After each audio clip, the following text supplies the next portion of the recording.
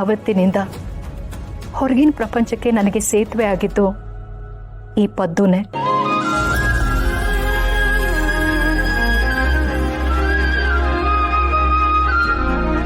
ಈ ಪದ್ದುಯಿಂದಾಗಿ ನಾನು ನಿಮ್ಮೆಲ್ಲರನ್ನೂ ಗಮನಿಸ್ತಾ ಇದ್ದೆ. ನನ್ನ ಮಗಳು ಈ ಮನೆ ಸೇರಬೇಕು ಅನ್ನೋದು ನನ್ನ ಆಸೆ ಆಗಿತ್ತು. ದೈವೇಚ್ಛೆ ಅದು ಹಾಗೆ ನಡೀತು. ಆ ವಿಜಯಾಂಬಿಕಾಯಿಂದ ನನ್ನ ಮಗಳಿಗಿನ್ ಯಾವುದೇ ತೊಂದರೆ ಆಗೋದಿಲ್ಲ ಅನ್ನೋ ಧೈರ್ಯ ಬಂತು.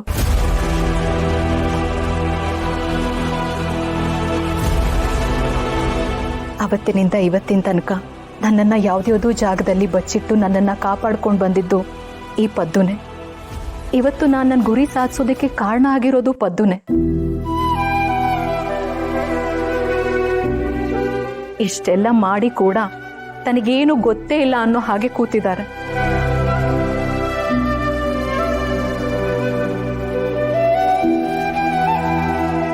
ಅಣ್ಣ ತನ್ನ ತಂಗಿ ಜೀವನನ ಸರಿ ಮಾಡೋದಕ್ಕೆ ಏನೆಲ್ಲ ಮಾಡಬೇಕೋ ಅದೆಲ್ಲಾನು ಪದ್ದು ಮಾಡಿದ್ದಾನೆ. ಒಂದರ್ಥದಲ್ಲಿ ಪದ್ದು ನನ್ನ ಪಾಲಿನ ದೇವ್ರು. ಅಮ್ಮೋರೆ, ನಿಜವಾಗ್ಲೂ ನೀವೀಗೆಲ್ಲ ಮಾತಾಡಿದ್ರೆ ನಾನು ಏನು ಉತ್ತರ ಕೊಡಬೇಕು ಅಂತ ಗೊತ್ತಾಗ್ತಾ ಇಲ್ಲ. ನಾನು ನಿಮಗೆ ಕಾವಲಾಗಿದ್ದು ನನ್ನ ಕರ್ತವ್ಯ ಅಷ್ಟೇ. ನಿಮ್ಮ ಈ ಗುಣನೇ ನಿಮ್ಮನ್ನ ದೊಡ್ಡ ಮನುಷ್ಯನ ಮಾಡಿರೋದು. ನನಗೆ ತುಂಬ ಇಷ್ಟ ಆಗಿರೋದು.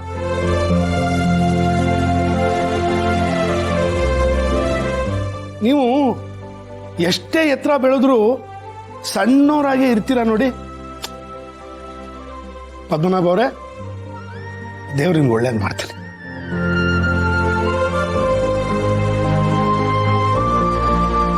ಹಾಗಾದ್ರೆ ಮಾವ ಆಟೋ ಓಡಿಸ್ತಾ ಇದ್ದಿದ್ದು, ಬೇರೆ ಕೆಲಸ ಮಾಡ್ತಾ ಇದ್ದಿದ್ದು ಅದೆಲ್ಲ ಬರೀ ನೆಪ ಅಷ್ಟೆ. ನನ್ನನ್ನು ಕಣ್ಣಲ್ಲಿ ಕಣ್ಣಿಟ್ಟು ಕಾಪಾಡೋದಕ್ಕೆ ಆ ಕೆಲಸಗಳೆಲ್ಲ ಬರೀ ನೆಪ ಆಗಿತ್ತು ಅಷ್ಟೆ.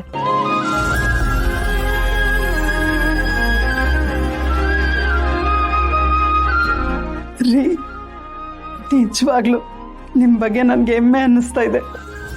ನೀವು ಅಪರಂಜಿ. ಈ ಮಾತು 100ಕ್ಕೆ 100 ಸತ್ಯ.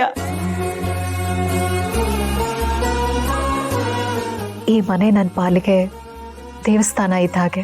ನನ್ನ ಬದುಕಲ್ಲಿ ಸಂತೋಷದ ಕ್ಷಣಗಳನ್ನು ಕೊಟ್ಟಿದೆ. ನಂದೊಂದು ಚಿಕ್ಕ ಆಸೆ ಇದೆ, ನೆರವೇರಿಸ್ತೀರಾ? ಅಯ್ಯೋ, ನೆರವೇರಿಸ್ತೀರಾ ಅಂತ ಕೇಳ್ತಿದ್ರಲ್ಲ ಅಮ್ಮೋರೆ. ನಿಮ್ಮ ಆಸೆ ನೆರವೇರಿಸೋದೇ ನಮ್ಮ ಕರ್ತವ್ಯ. ದಯವಿಟ್ಟು ಹೇಳಿ. ನಾನು ಮಕ್ಕಳಿಗೆ ಪಾಠ ಹೇಳ್ಕೊಡೋ ಟೀಚರ್ ಆಗಿ ಕೆಲಸ ಮಾಡ್ತಿದ್ದಾಗ ಒಂದಷ್ಟು ಹಣನ ಉಳಿತಾಯ ಮಾಡಿದ್ದೆ. ಅದರಿಂದ ನಿಮ್ಮೆಲ್ರಿಗೂ ಏನಾದರೂ ತಂದ್ಕೊಡ್ಬೇಕು ಅನ್ನೋ ಆಸೆ ಆಗ್ತಿದೆ. ಅದಕ್ಕೆ ನಾನು ಸುಬ್ಬು ಮತ್ತು ಶ್ರಾವಣಿ ಜೊತೆ ನಾಳೆ ಹೊರಗೆ ಹೋಗ್ಬೋದಾ?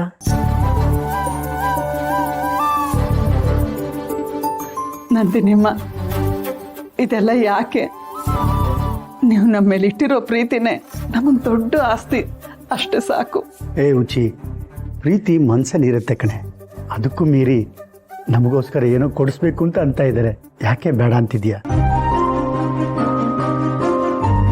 ನಂದಿನಿ ಅಮ್ಮೋರೆ, ನಾಳೆ ನೀವು ಸುಬ್ಬು ಜೊತೆ ಶ್ರಾವಣಿ ಅವ್ರ ಜೊತೆ ಹೊರಗೋಗಿ ಬನ್ನಿ, ಸರಿನಾ? ಸರಿ. ಇವತ್ತಿನ ಈ ಬೆಳೆದಿಂಗಳು ನಮ್ಮೆಲ್ಲರೂ ಬದುಕಲ್ಲೂ ಯಾವಾಗಲೂ ಹೀಗೆ ಇರಬೇಕು. ಈ ಸಂತೋಷ ನಿಮ್ಮ ಮುಖಗಳಲ್ಲಿ ಯಾವಾಗಲೂ ಶಾಶ್ವತವಾಗಿರಬೇಕು. ಹಾಗಂತ ನಾನು ದೇವರನ್ನ ಬೇಡ್ಕೊತೀನಿ.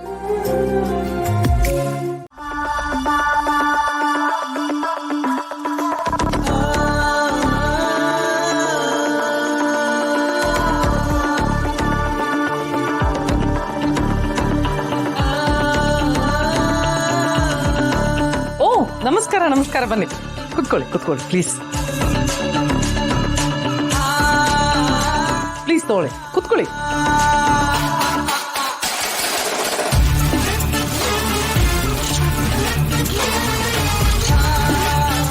ಓ, welcome welcome welcome. Please come, please come, please come.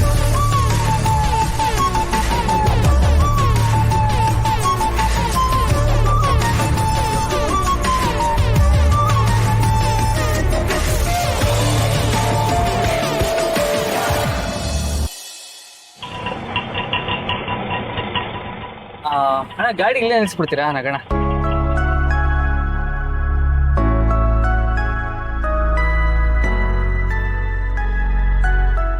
Subbu ಇಲ್ಲೇ ಗಾಡಿ ನಿಲ್ಸೋದಕ್ಕೆ ಹೇಳ್ದೆ. ಅಮ್ಮೋರೆ ನೀವು ಇಲ್ಲಿಂದನೇ ಮನೆಗೆ ಹೋಗ್ಬಿಡಿ, ನಮಗೊಂಚೂರು ಕೆಲಸ ಇದೆ, ನಾವು ಮುಗಿಸ್ಕೊಂಡ್ಬಂದ್ಬಿಡ್ತೀವಿ. ನಾಗಣ್ಣ ಅಮ್ಮೋರ ಮನೆ ಬಿಟ್ಬಿಡಿ. ನನಗ್ ಗೊತ್ತು ನೀವಿಬ್ರು ಯಾವ ಕೆಲ್ಸಕ್ಕೆ ಹೋಗ್ತಿದ್ದೀರಾ ಅಂತ. ಅಮ್ಮ, ಸಾವಿತ್ರಿಗೆ ತಗೊಂಡಿರೋ ಸೀರೆ ಕೊಡೋದಕ್ಕೆ ತಾನೆ? ಹೌದಮ್ಮ. ಪಾಪ ಅವಳು ಆ ರಾಕ್ಷಸರ ಮಧ್ಯ ಹೇಗ್ ಬದುಕ್ತಿದ್ದಾಳೋ ಏನೋ. ಅದು ಅಲ್ಲದೆ ತುಂಬ ಗರ್ಭಿಣಿ ಬೇರೆ. ಅವಳಿಗೆ ಆಸೆಗಳಿರುತ್ತೆ, ಬೈಕೆಗಳಿರುತ್ತೆ. ತನ್ನೂರು ಅಂತ ಯಾರಾದ್ರೂ ಬಂದು ನನ್ನ ನೋಡ್ಕೊಂಡು ಮಾತಾಡ್ಸ್ಕೊಂಡು ಹೋಗ್ಬೇಕು ಅನ್ನೋ ಕಾತುರ ಇರುತ್ತೆ. ಸಾವಿತ್ರಿ ನಂಗೆ ತಂಗಿ ಇದ್ದಂಗೆ ಅಮ್ಮೋರೆ. ಅಣ್ಣನಾಗಿ ತಂಗಿಗೆ ಸೀರೆ ಕೊಟ್ಟು ಒಳ್ಳೇದಾಗ್ಲಿ ಅಂತ ಹರಿಸಿ ನೋಡ್ಕೊಂಬಂದ್ಬಿಡ್ತೀವಿ ಅಷ್ಟೇ. ಆಯ್ತು ಸುಬ್ಬು, ಹೋಗ್ಬಿಟ್ಟು ಬನ್ನಿ, ಒಳ್ಳೇದಾಗ್ಲಿ.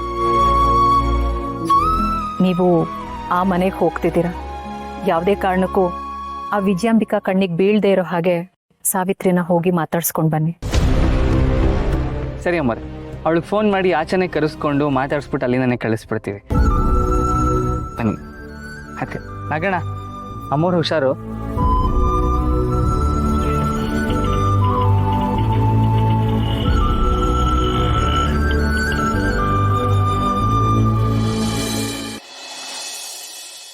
ಫೋನ್ ಮಾಡ್ಬಿಡ್ತೀನಿ ಮೇಡಮ್ ಅವಳಿಗೆ.